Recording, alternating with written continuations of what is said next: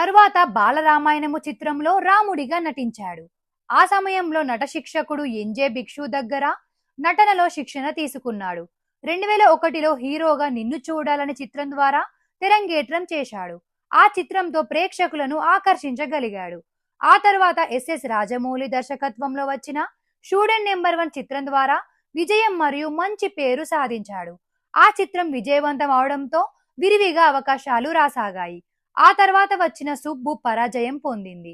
ఆ తర్వాత వివి నాయక్ దర్శకత్వంలో వచ్చిన ఆది చిత్రంలో అతని నటన చూసి ఎంతో మంది అతని అభిమానులుగా మారారు. మళ్ళీ అల్లరి రాముడు బాగా ఆడలేదు. ఆ తర్వాతి సింహాద్రి చిత్రం మాత్రం తెలుగు సినీ చరిత్రలోనే అత్యంత భారీ విజయాల్లో ఒకటిగా నిలిచిపోయింది. ఈ సినిమా విజయంతో అతను అగ్ర నటులలో ఒకనిగా ఎదిగాడు.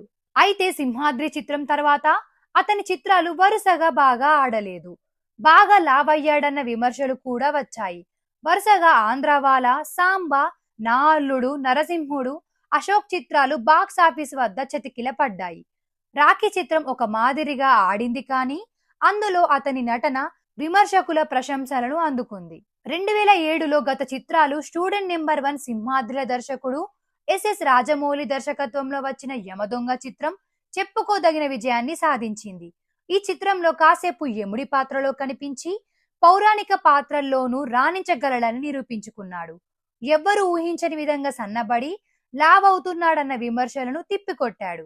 2008లో మోహన్ రమేష్ దర్శకత్వంలో నటించిన కంత్రి అనే చిత్రం పరాజయం పొందింది.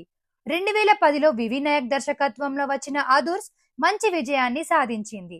అదే సంవత్సరం వంశీ పైడిపల్లి దర్శకత్వంలో వచ్చిన బృందావనం ఆ సంవత్సరపు అత్యధిక వసూళ్లు సాధించిన చిత్రాల్లో ఒకటిగా నిలిచింది. ఈ చిత్రాన్ని దిల్ రాజు నిర్మించాడు. 2011లో మోహన్ రమేష్ దర్శకత్వంలో వైజయంతి మూవీస్ పతాకంపై అశ్వనీదత్ నిర్మాణంలో శక్తి చిత్రం కూడా పాటల చిత్రీకరణ బాగున్నా సినిమా ఘోర పరాజయం పాలయ్యింది. 2011 అక్టోబర్ 6న సురేందర్ రెడ్డి దర్శకత్వంలో విడుదలైన ఊసరవెల్లి మొదటి రోజు 18 కోట్లకు పైగా వసూలు చేసింది. తదుపరి బోయపాటి శ్రీను దర్శకత్వంలో వచ్చిన దమ్ము చిత్రం అతని నటనకు మరోసారి నిలుపుటద్దంలా నిలిచిన ప్రేక్షకుల అభిమానాలను మెప్పించుకోలేకపోయింది. శ్రీను వైట్ల దర్శకత్వంలో బాద్షా చిత్రం మంచి విజయాన్ని అందుకొని మంచి వసూళ్లు సాధించింది.